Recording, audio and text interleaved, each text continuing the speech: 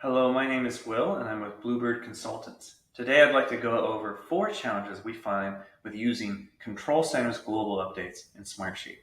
So, many of our customers use Control Center, and it's a very powerful, useful tool when you're creating projects. But we like for our customers to understand the limitations that global updates have. It is really important to understand when you're creating projects because you want to work against these and just be able to prevent them as much as possible. It's frustrating to find out that you can't do an update that you thought you could, maybe 100 projects in or further down the line, because that would require manual effort or maybe API work and so forth. So the first one is important because it's the dashboard. Making updates to the dashboard can be a crucial thing, and you can do global updates for dashboards by making changes in your template and then going to the global update for dashboards to have that propagate across all your projects.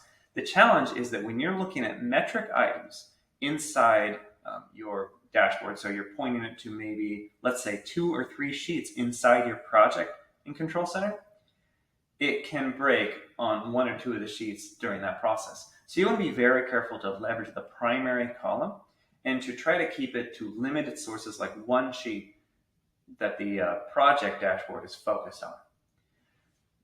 So the next item is cross-sheet references. When you're using global updates, you cannot retroactively create cross-sheet references in Smartsheet, at least today. So that means that, let's say if you have a metric sheet in your project blueprint, and you want to look from the metric sheet to maybe, let's say, a budget, and maybe you had not created a cross-sheet reference for a specific column that now you realize you need. Smartsheet's not going to create that for you via global update. You're going to have to, unfortunately, manually make that yourself or leverage the API to do so. Smartsheet is able to update via find and replace any formula you want in the sheet, but it has to leverage cross-sheet references that you already made when you created the project. You cannot create those on the fly when you're doing the global update. And this is a big limitation for people to understand because that means you need to basically do the calculations in the sheet that you're trying to get the data from if you're trying to make the change retroactively.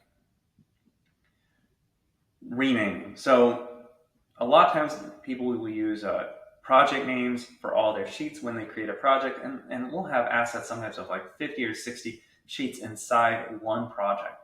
So it's really crucial that the renaming feature is able to at least create them on the go when you're creating the project in the first place.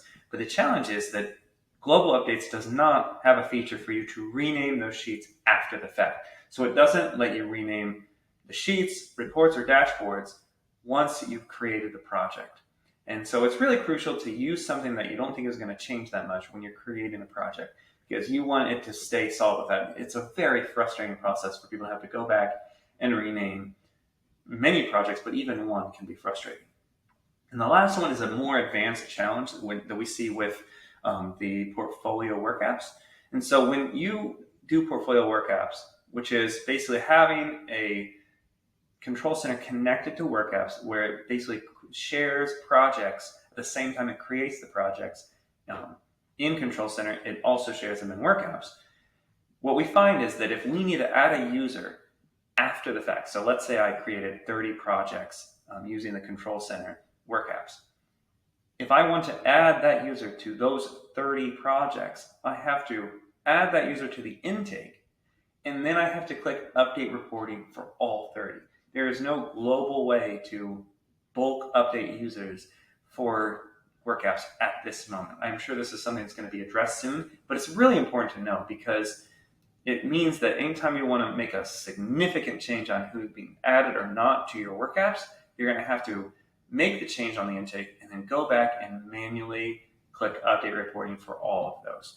So we really recommend building it into your process to not do that too much, or else it's just going to be a really frustrating process for you. So I'm sure that's going to get addressed soon, but it's something to be aware of. Thank you for your time.